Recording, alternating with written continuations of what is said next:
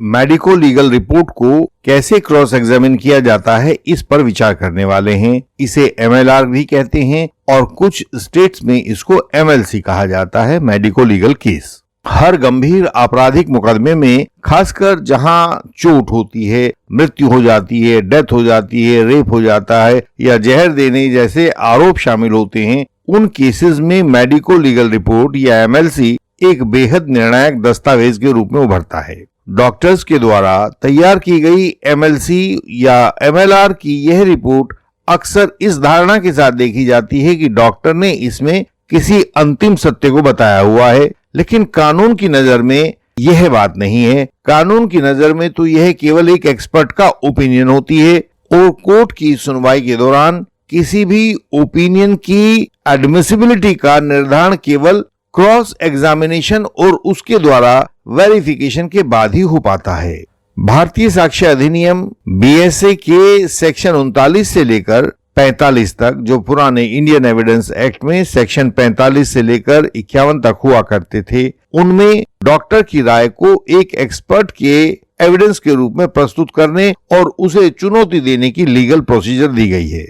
यह वीडियो इसी legal procedure को व्यवहारिक कोर्ट रूम की रणनीतियों और केस लॉ और एडवोकेसी की टेक्निक्स के माध्यम से समझने का प्रयास करता है। सेक्शन 39 से लेकर 45 BSA में एक्सपर्ट ओपिनियन और उस ओपिनियन की एडमिसिबिलिटी के बारे में बताया गया है। सेक्शन 39 BSA बताता है कि जब मामला ऐसे फैक्ट्स के साथ जुड़ा हुआ हो जो साधारण अनुभव से ना समझे जा सकें, जहां पर किसी विशेषज्ञ एक्सपर्ट की राय की जरूरत हो, तो वहां पर हम एक्सपर्ट का ओपिनियन लेते हैं और वह एक्सपर्ट का ओपिनियन अपने आप में एडमिसिबल होता है। जो किसी ज्ञान की विशिष्ट विधा से जुड़े रहते हैं, ऐसे तथ्यों को समझने के लिए हमें उस फील्ड के एक्सपर्ट की सहायता लेनी पड़ती है, तो उस एक्सपर्ट की जो राय होती है उसे हम एक्सपर्ट ओपिनियन कहते हैं। इससे आगे सेक्शन 40 में बताया गया है कि जो फैक्ट्स पहले से रेलिवेंट ना हो, तो वे फैक्ट एक्सपर्ट ओपिनियन का सपोर्ट करने के कारण या एक्सपर्ट ओपिनियन के विरोध में होने के कारण रेलिवेंट फैक्ट्स बन जाते हैं। आपको याद होगा कि रेलिवेंट फैक्ट एविडेंस एक्ट की और आजकल BSA की बड़ी महत्वपूर्ण अवधारणा है, क्योंकि कोर्ट रेलिवेंट फैक्ट्स के ऊपर ही अपने निर्णय को टिकाता है और अपने निर्णय तक पहुंचने में रेलिवेंट फैक्ट्स की सहायता लेता है। तो यहाँ सेक्शन 40 ऐसे ही फैक्ट्स के बारे में बताता है कि जो पहले रेलिवेंट नहीं थे, लेकिन एक्सपर्ट की राय आने के बाद, उसका ओपिनियन आने के बाद, तब वे फैक्ट रेलिवेंट बन गए हैं। सेक्शन 45 BSA में यह बताया गया है कि एक्सपर्ट को अपने एक्सपर्ट ओपिनियन का आधार भी कोर्ट को बताना होगा। उसको यह बताना होगा कि किन साइंटिफिक मेथड से उसने यह रिजल्ट प्राप्त किया जो वह अपने ओपिनियन के रूप में कोर्ट को दे रहा है, और उसके साइंटिफिक प्रोसीजर से यही रिजल्ट कैसे निकलता है, कोई दूसरा रिजल्ट कैसे नहीं निकल सकता है। हमने आपको बताया था कि एक FSL एक्सपर्ट की रिपोर्ट को हमने दिल्ली की एक कोर्ट में इस आधार पर तोड़ा था कि एक्सपर्ट ने केवल यह बताया था कि जो मौके से मिला हुआ DNA है और जो पीड़िता के शरीर से मिला हुआ DNA है, ये दोनों DNA मैच करते हैं। लेकिन उसने कहीं भी यह नहीं बताया था कि जो परीक्षण उसने किए थे इन दोनों DNA को मैच करने के लिए, उनकी डिटेल्स क्या थी, क्योंकि परीक्षणों की डिटेल से ही तो यह पता लग पाएगा ना कि उसने किन किन एक्सपेरिमेंट्स को किया, उन एक्सपेरिमेंट से क्या परिणाम प्राप्त हुए और उन परिणामों को एक्सप्लेन करके उसने DNA मैचिंग का निष्कर्ष कैसे निकाला।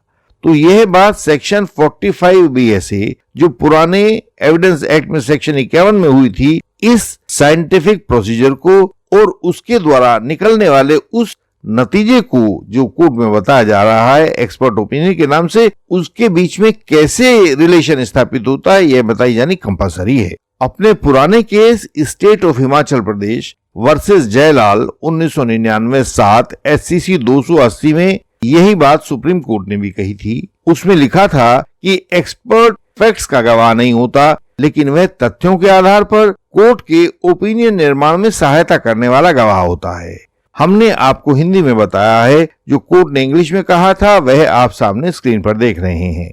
इस तरह से हम यह जान पाते हैं कि डॉक्टर की रिपोर्ट कोई फाइनल एविडेंस नहीं होता, बल्कि संभावना पर आधारित केवल एक विश्लेषण होता है। अगले भाग में हम देखते हैं कि एमएलसी पर क्रॉस करने के लिए हमें उस एमएलसी की गहरी परख करनी चाहिए। पहली बात, यह एमएलसी एक ओपिनियन होता है और ओपिनियन कभी भी प्रूफ नहीं होता। डॉक्टर ने एमएलसी में जो भी लिखा है उसे कंक्लूसिव प्रूफ मान लेना कानून की दृष्टि में गलत है। डॉक्टर की रिपोर्ट अक्सर ऐसे वाक्यों से भरी रहती है, may be caused by blunt object. जहां भी चोट की बात आएगी तो वह यह नहीं बताएगा कि कैसे चोट लगी, बताएगा कि ऐसे लगी हो सकती है। उसमें लिखा रहता है अप्रोक्सीमेट टाइम ऑफ डेथ। ऐसा भी लिखा हो सकता है कि could be due to asphyxia. अनेक ऐसे फ्रेजेस एमएलसी में लिखे रहते हैं जो किसी निश्चित निष्कर्ष को सपोर्ट नहीं करते बल्कि एक संभावना को बताते हैं। दूसरा है कि हाइपोथेटिकल क्वेश्चन से टेस्टिंग होती है। इन सवालों से डॉक्टर की वैधता को चुनौती दी जा सकती है। आप अपने क्रॉस एग्जामिनेशन में इन सवालों को शामिल कर सकते हैं। आप डॉक्टर से पूछ सकते हैं, क्या इंजरी जो हुई है यह एक्सीडेंटल फॉल से हो सकती है? या आप यह भी पूछ सकते हैं, यह जो इंजरी आपने लिखी है क्या यह सेल्फ इन्फेक्टेड इंजरी भी हो सकती है? क्या पीड़ित इसको खुद भी मार सकता है?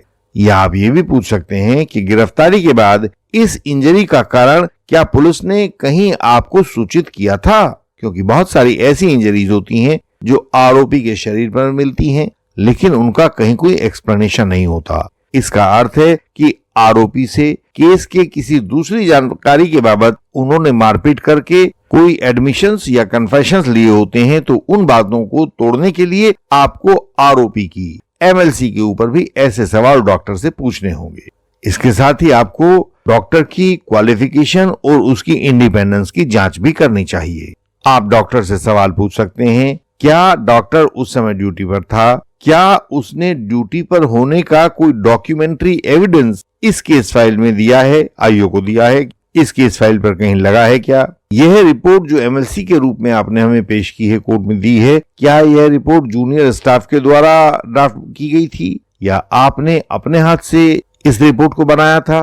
क्या आपके सिग्नेचर की हैंडराइटिंग और इस रिपोर्ट के ऊपर जो डिटेल्स लिखी गई हैं उनकी हैंडराइटिंग एक ही जैसी है? हम यह भी पूछ सकते हैं डॉक्टर से कि क्या पोस्टमार्टम रिपोर्ट किसी अनुभवी फोरेंसिक एक्सपर्ट ने बनाई थी या किसी एमबीबीएस इंटर्न ने बनाई थी? हैंडराइटिंग किसकी है?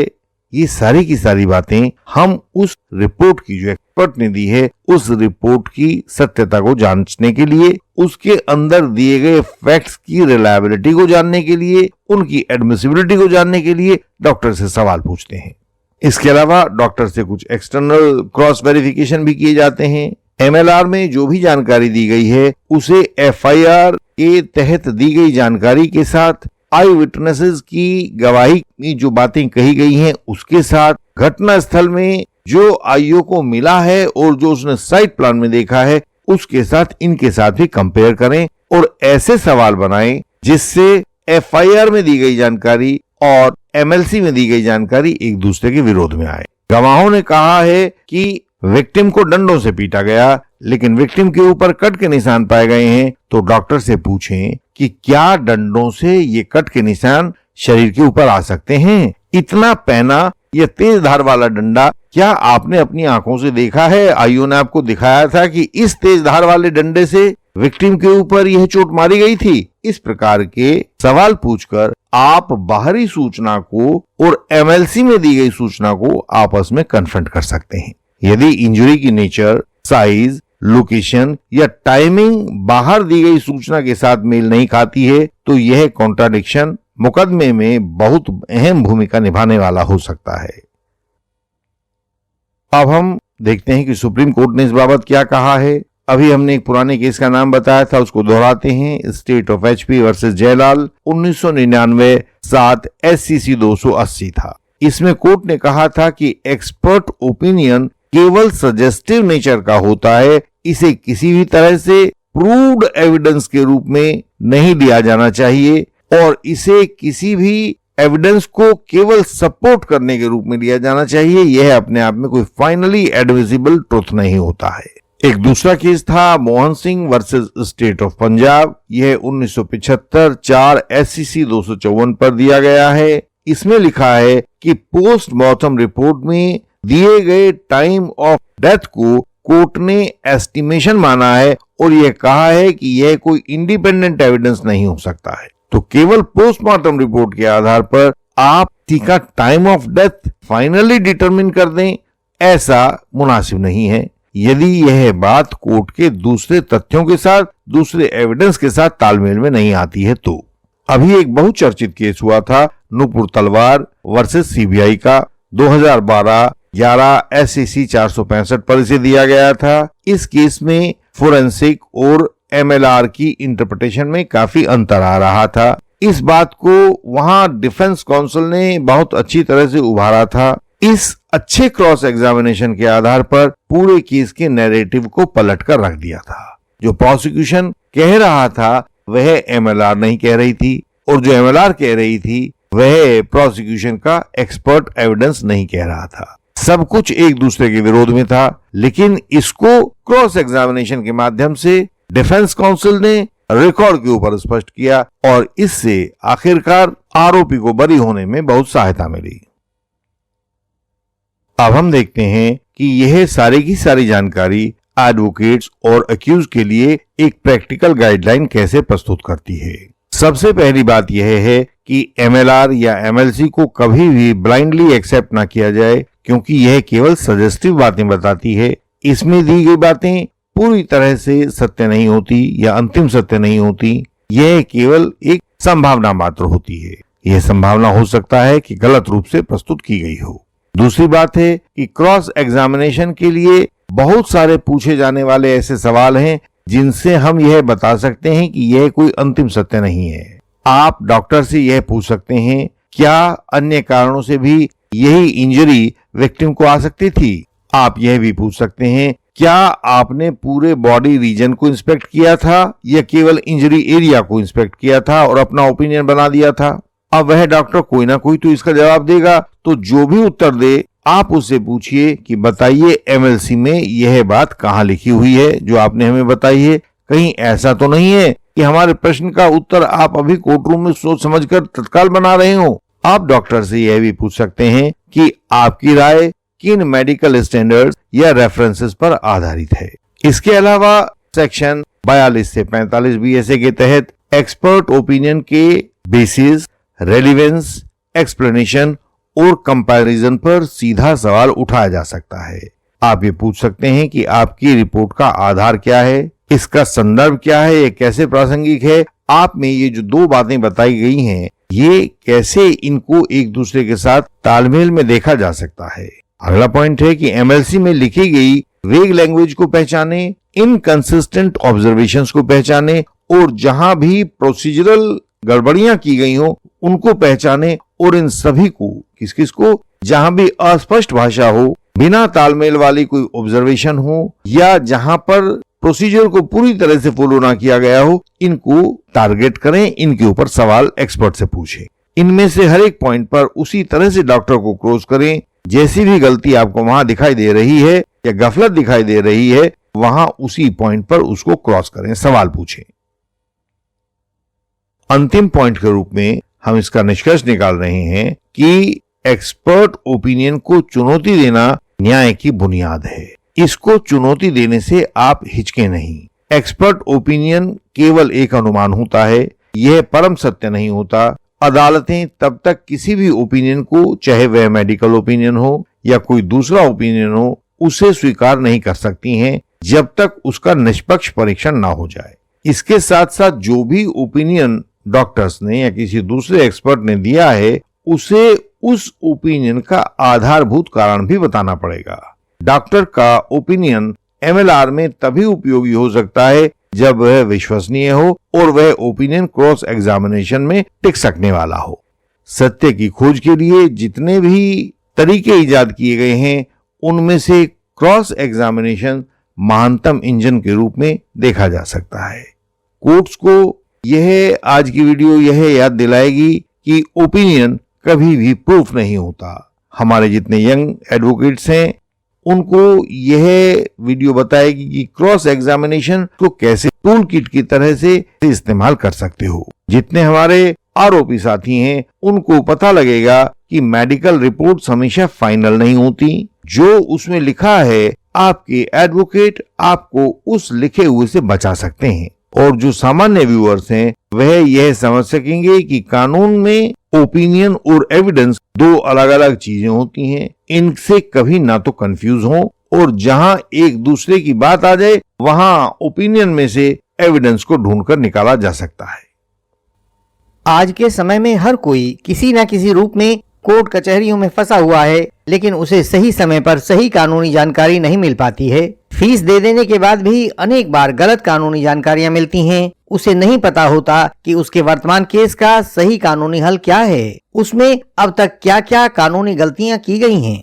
अपने मेंबर्स को हम उनके केस पर फ्री कानूनी जानकारी देते हैं, केस की स्थिति और संभावित कानूनी हल भी बताते हैं। बाद में भी छोटी मोटी जानकारियां हमेशा मुफ्त देते हैं। बड़ी समस्याओं के लिए 20 मिनट वाली और 40 मिनट वाली विस्तृत इंटेंसिव कंसल्टेशन भी दी जाती है, जिसमें आप विषय को गहराई से समझ सकते हैं। आप हमारे मेंबर्स बनकर अपने केस की बाबत सूचनाओं का नियंत्रण पा लेते हो। गंभीर क्रॉस और कोर्ट की रोजमर्रा की समस्याओं पर भी आप हमसे बात कर सकते हो। हमारी वेबसाइट पर सब जानकारी आपकी सरल भाषा में दी गई है। हमसे संपर्क की जानकारी आप सामने स्क्रीन पर देख रहे हैं, और यह सब वीडियोस के डिस्क्रिप्शन में भी होती है। मेंबर बनने की पूरी विधि के लिए स्क्रीन पर लिखे व्हाट्सएप नंबर पर हमें मैसेज भेजिए। अगली वीडियोस में मिलने तक प्रणाम।